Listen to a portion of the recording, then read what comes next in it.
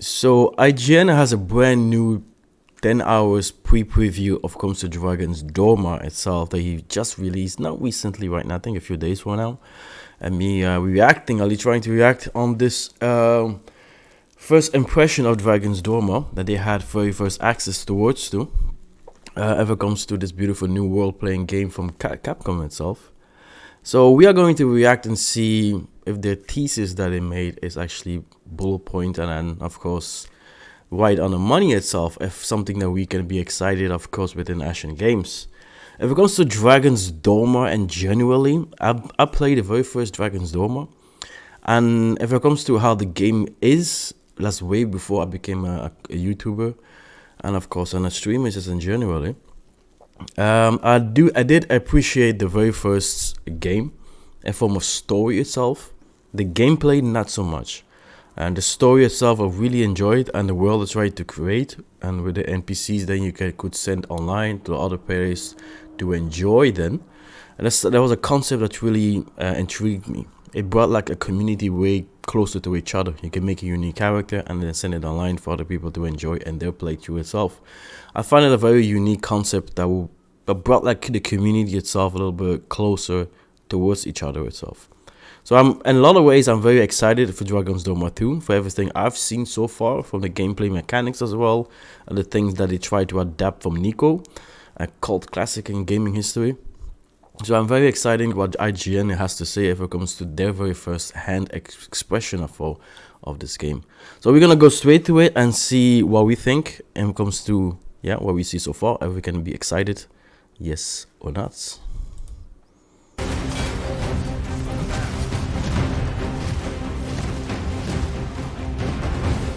I thought it would be a simple side quest. The owner of an apothecary enlisted my help to find his lost grandson who had been taken by wolves. As I followed the trail, I heard a screeching noise from up above.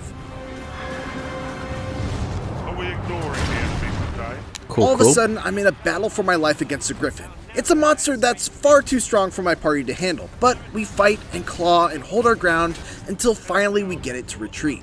I breathe a sigh of relief, then set up at the nearby camp and sleep till nightfall. That sleep is then interrupted by the same griffin back for revenge. Well, that's cool. I hope that these interactions are completely random. If it comes to how you explore the open world aspect into the game itself.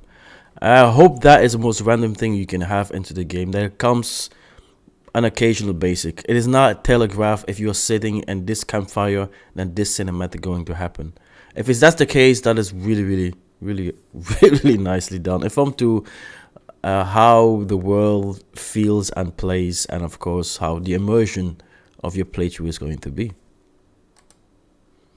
That fight somehow boils over into another battle with a white, who proceeds to beat me within an inch of my life before I finally take him out, just as the sun rises after an epic 20-minute battle. I'm not sure what to do. Very cool.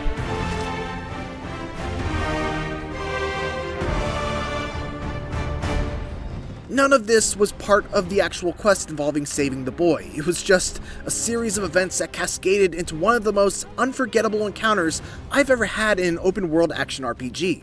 And it was just one of the incredible encounters I experienced during the 10 hours that I spent adventuring through Dragon's Dogma 2's fantastic open world. Alright, not bad. Looks cool. While I didn't get to start from the very beginning, I did get to begin with the creation of my own pawn. Pawns, for those unfamiliar with the first Dragon's Dogma, are AI-controlled companions that gain gear, skills, and experience from your game, and then take all of that with them online where they can be hired by other players to be companions in their own games. I'm not going to spend too much time on either pawns or character creation, especially because we've already made those videos, but what I will say is that pawns are integral to one. They even introduced like fat people in this game itself. That is actually a very interesting way to police the woke agenda that's going right now across the Western society and the social atmosphere or whatever the discussion we keep on hearing left and right. The one thing I'm going to be quite interested and intrigued how deep and how steep the character creation is going to be. Are you able to create like a cat form character with a massive dick and then send it online? That's the thing. I'm really curious how deep is actually going to be the character creation itself. But it's a very interesting way to please the, let's say, the woke agenda and the woke whatever you may call it in the West, if it comes to satisfying every single audience out there. Yeah, it's cool. It's nicely done. One of my big takeaways, which is that exploration and discovery in Dragon's Dogma 2 feels much more natural than ever before. First and foremost, there are no more quest boards. There are no markers that appear above people's heads letting you know who's got a quest, and any sort of symbols placed on your map to let you know of points of interest are kept to a minimum. As such, you'll really rely on your pawns and NPCs to... Well, that is a good thing. I think that's a thing that they adapted from the Elder Ring itself. There's the one thing that the Elder Ring have done extremely well, if it comes to how the open world exploration worked. That didn't have any quest system that is literally showable on the map itself. So because you don't have clear objective of where you need to go next, where your set quests are, where your main mission are. Of course, you have your site of grace you need to follow if you really want to follow the main path and towards the end of the game itself. But the rest allows you to explore the complete map however you see fit. By doing that, you engage yourself a very different way. You explore the game differently. You immerse yourself differently than in those type of games. So it's good to see that Capcom and of course Dragon's Dogma adopted that formula of the Elden Ring and added in their own twist when it comes to Dragon's Dogma itself. So it is a very, very, very plus thing if it comes from me, how their immersion and open world exploration is going to be. I absolutely do not like games that you don't have like the hand holding system that you really showcase you. There is a side quest, there is a main quest, that you always have that checkbox system that you need to follow. So I'm very happy that they really give the player freedom to the players to decide where and how which path they want to follow moving forward. To guide you through Dragon's Dogma 2's world. NPCs will, more often than not, be the ones to approach you with opportunities for side quests, as opposed to it being the other way around. Say, you wouldn't happen to have seen a pretty stone? Do that! But on the other hand, this can be quite annoying. I don't want to be walking every 5 seconds in a damn town and somebody keep asking me, go fetch me 15 rabbits and those ridiculous fetching quests that you find, and most of the time in this world playing games. I hope they will find at least a better system than this. They can be quite annoying at a certain time, because if I like to explore a game, I like to explore a game. If I want to engage and interact with an NPC or help the NPC moving forward and his or her quest, then I want to do that as a player itself. I don't want to feel like I'm forced every single time I go to a city or a hub place that you have NPCs automatically come to me and like, hey, you there, can you help me with killing this dragon? Whoa, whoa, whoa, whoa, whoa. Oh, fuck my life, man. Did you see an urchin in a cap? Pawns will also point out objects of interest, Just yonder looks to be a good spot for harvesting ingredients. boulders that can be destroyed to find a path that leads to treasure, If you need that destroyed, I'm your pawn. Shall I assist? or if they already have knowledge of a quest from their owner's game, they will straight up lead you to those quests if you give them the go-ahead. All of this leads to a style of exploration and adventuring that feels very organic and appropriately rewarding, very much in the same way that Elden Ring and the two most recent Zelda games do. As alluded to in the intro to this preview, you also never really know what to expect once you set out to pursue a quest lead. The very act of exploring beyond the safety of the city's walls is unpredictable, dangerous, and enticing, which is why it's so exciting. It is interesting, you know, it's very interesting how they mix every single thing that they have learned, of course, from Zelda and the Elden Ring, and add it to their own mechanic of this Dogma character that you curate itself. So it's cool to see if I make a character for myself, I have a quest line that is still lingering, and other player can continue at least that quest what I'm doing, if I understood it correctly. Or my character can engage to them in a quest line that maybe he or she hasn't found yet. So that gives that little community immersion and an open world experience a new feeling itself. That's a positive thing, that's cool. Over the course of my 10 hours, I got to play with a total of 5 vocations: Fighter, Mage, Warrior, Sorcerer, and Trickster, which you can watch a whole other video all about. Unlike the first game, which had you unlocking advanced vocations simply by leveling up the base ones, the 2 advanced vocations were actually unlocked via a quest. After visiting the Vocation Guild, I was given a quest to retrieve a greatsword and an archstaff, and after doing so, I unlocked both the Warrior and Sorcerer vocations. I don't know if all of them will be unlocked this way, and I didn't get a chance to unlock any of the hybrid ones, like Mystic Spearhand or Magic Archer, but I definitely like the idea of not having to grind vocations. Yo, wait a second. You see, I need to double back just a little bit. That was way too visual. Where was it? But I definitely like the idea of not... Right there. This character just popped up out of nowhere. This makes me wonder the fidelity of the graphics of this game itself. We all know that PC games actually works with the DLSS upscaling system. And of course the console way of playing, it works with the AI generated upscaling mechanics and system itself to really give you the best player experience when it comes to the graphic fidelity that you are playing with. So, and seeing how this character from all of a sudden in the frame rate and frame drops itself pops himself directly, it makes me doubt that this is actually 60 frames per second if it comes to 4K. It's probably going to be something around the 20 frames per second that we are seeing right now. Knowing that and knowing how graphics fidelity works in all systems, it makes me think that the best thing for you for a player-based experience is going to be if you are playing this game on a PC port.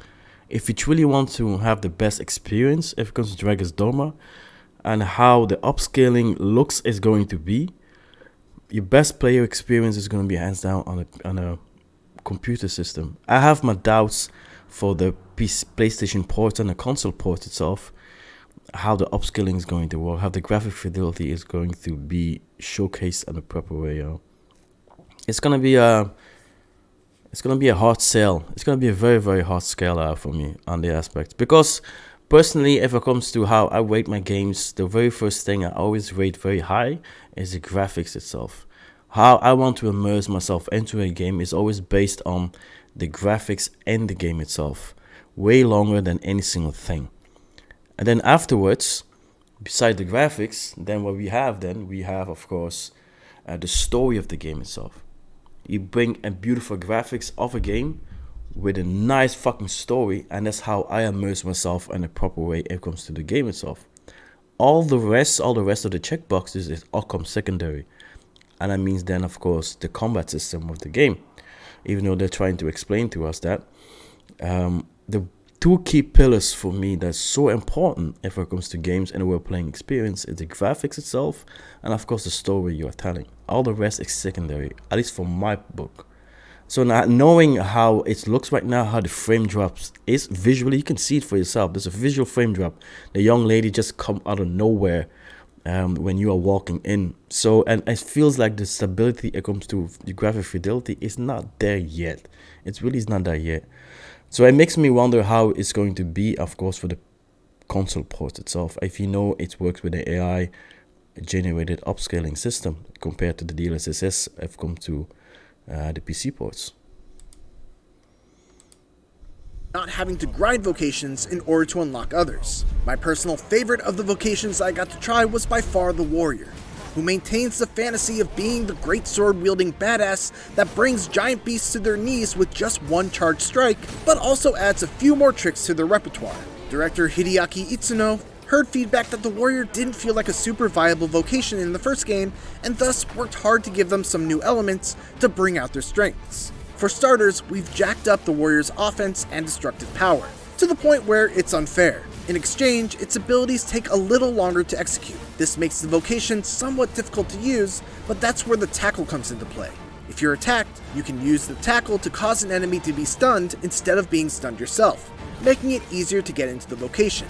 The tackle he's referring to is a new ability called Barge that allows the Warrior to execute a quick shoulder bash, even while they're charging an attack, to interrupt and potentially stun any enemy that's trying to stuff their attack. The Vocation, after all, is built around being able to charge up massively powerful attacks that deal humongous damage, so this small change goes a long way in making it a little easier to get those big shots off.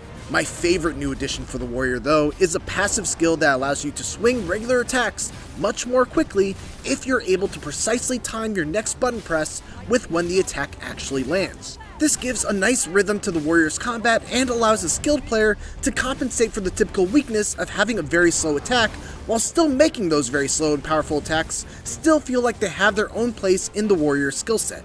Also, if you're like me and enjoy the feeling of leaping off cliffs and slamming your weapon down on a monster's head, this is the Vocation for you. Very cool. Very I cool. unfortunately didn't get deep enough into the Sorcerer. The thing is that if it comes to making builds just in general, for those who are following to the channel, you know I make a lot of builds for different games, especially for the Elder Ring and the Soulsborne games just in general. What makes those type of games so unique is the replayability factor that you have in those type of games. If I'm a strength player, if it comes to the Elder Ring, I start with a reg class, then I'll build my reg class all the way to a strength builds. And every Souls game I ever played, I always play the same concept. I start with a reg, and an end game is becoming a strength build. If I'm gonna replay then any Souls game, then I choose, of course, a different class. Magic, healing, I just name it. But every single thing, every single class that I choose then plays and feels differently towards one another. The one thing I absolutely personally really did not appreciate if it comes to the Baldur's Gate itself is that the moment you play Baldur's Gate and you finish the game itself and you have a general knowledge how the game system works,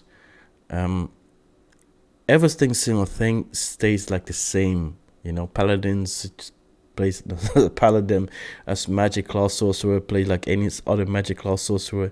There's no real finesse niche that make those classes unique in the form of replayability factor when it comes to those type of games.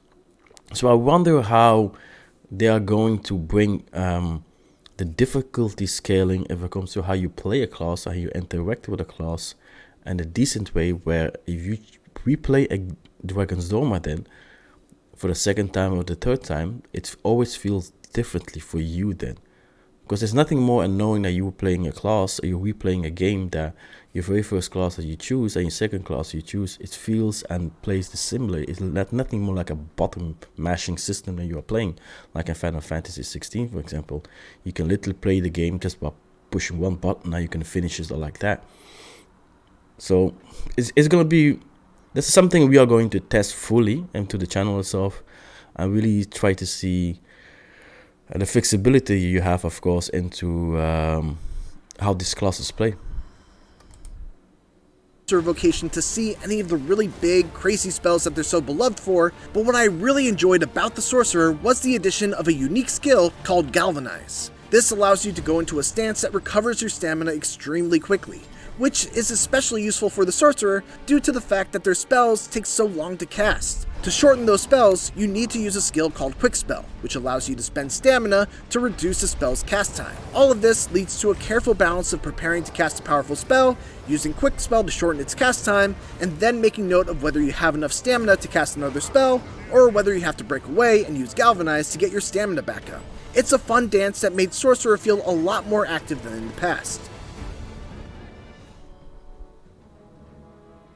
Dragon's Dogma 2's open world is enormous, reported to be roughly 4 times the size of the already huge map in the first game. And I don't doubt that claim in my experience of checking out the map and wandering through just a small portion of it. It's big, but it's also dense, with exciting encounters both on and off the beaten path that were paced nicely so I wasn't constantly slowed down by back-to-back battles, but I also never went too long without having something to engage with. One thing that was important to Itsuno and the team at Capcom was making sure that the players really felt the distance that they were traveling as they explored. To that end, fast travel is very limited like in the first game. You can only travel between discovered port crystals, and every time you do, you must expend a fairy stone, which are highly valuable items that don't come cheap and aren't easily found. Shall we make use of it?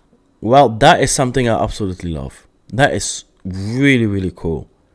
it forces you to explore the game and make your decisions properly, where you want to go first and which city you want to explore first. If the game is so fucking massive, you cannot go from, matter of speaking, from the mountain giants, for example, from the Elder Ring all the way to Limgrave, just by walking distance towards one another. You need to follow a certain path. I need to, understand where you want to go first.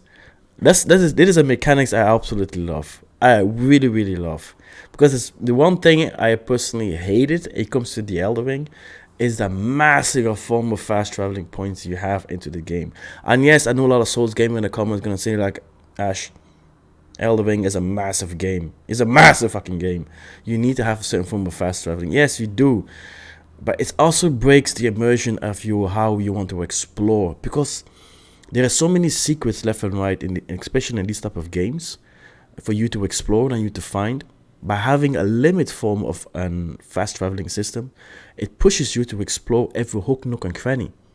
That's the thing that I always loved about the Elder Ring itself. My very first playthrough that I ever done in the Elder Ring was really based on very much of a linear path that I was following. After the second time, and I play, and the third time, and the fourth time, and the fifth time, and the 10th time, I continue exploring every single thing around me. The amounts of secrets that I found is absolutely insane. It's absolutely insane if it comes to that game itself. Now, Dogma take that concept already from the heart itself. It's so massive, it limits your fast traveling options that you have. So it pushes you as a player to explore as much as you can and really immerse yourself in this beautiful, vast landscape they're trying to create. That's hands down one thing that I appreciate above any single thing out there. It's really something I love. Another option you have for getting around is using an ox cart, which is relatively cheap, but they are limited in the fact that you can't choose where you travel. The main one that I found only went from the capital city of Vernworth to the checkpoint town, which was far to the west. You also have to consider that ox carts are not a completely safe way to travel, as they often will be ambushed by all manners of beasts. Of course, you can just hoof it on foot, which is where you'll truly feel the weight of that distance, especially due to Very cool. It feels like the game is really alive.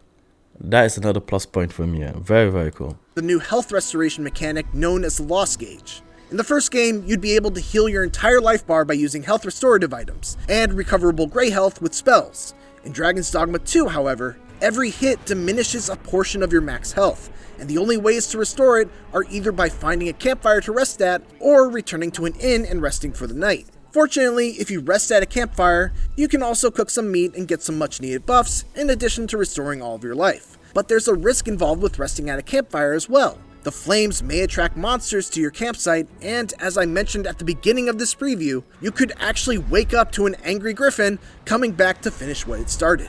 What it all comes down to is this. Virtually every action in Dragon's Dogma 2 has some combination of a cost and a risk tied to it. Fairy stones are risk-free travel, but they come at a very steep price. Ox carts are a low-cost but moderately risky method of travel, and traveling on foot is free, but extremely risky. Then you must also consider whether it's worth it to press on in a questline with low max health, or backtrack to a town to resupply, whether you should avoid fighting the giant tanky ogre, or risk it all on trying to bring it down for both the experience and rare material reward, whether you should keep on the less dangerous beaten path, or take a detour into the unknown. In the 10 hours that I played, these were very compelling decisions to have to make. But the real test will be whether those decisions remain compelling or turn exhausting in hour 20 or 30 when the map has expanded dramatically and you still have quests remaining to complete in a town that you're super far away from. Hypotheticals aside though, I loved just about every moment that I spent playing Dragon's Dogma 2 during this preview window. It doubles down on everything that I loved from the first game, makes some smart improvements to the way quests are handled and how you explore its giant world, and the little taste that I got of the Vocations is a tantalizing reminder of why Dragon's Dogma is one of the best in the genre when it comes to delivering on the various power fantasies tied to the classic RPG archetypes. Even after all I played, I still feel like I just scratched the surface on what Capcom has in store for players when Dragon's Dogma 2 releases on March 22nd. Very, very, very cool. I'm absolutely sold. It has to be said, I'm completely sold. what I've seen and of what I've heard so far if it comes to Dragon's Dogma itself. I just love the idea and the concept that your choices really matters in one way or another, where you are going and how you explore and how you interact with this universe itself. So it allows you as a player then to try to make the smart choices moving forward, because it gives you then a challenge for gamers like myself who love games with a challenge mode on it. So we have something for gamers like myself who like the challenge in the game itself, and we also have gamers who like to play casually, and also gives them the option to think a little bit outside of the box. From the visual aspect, what we've seen so far, there is bound to be seen when the game is going to be released for the first time, how we're going to really put these mechanics to the tests and try to see if the frame rate really holds up to the bar standards that they're trying to achieve. I have my hearts a little bit mixed on it, because I honestly think Dragon's Dogma is going to be the best version on PC itself for you to play than on the console port itself.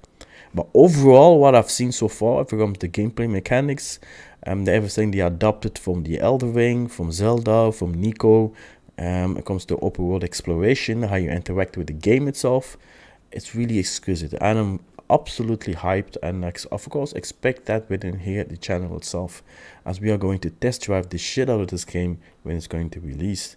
I'm your host, the Ashen Lord. Welcome to Ashen Games, and thank you very much. I hope I can see you all next time, maybe doing live streams within the channel itself. Take care, one love only. Peace.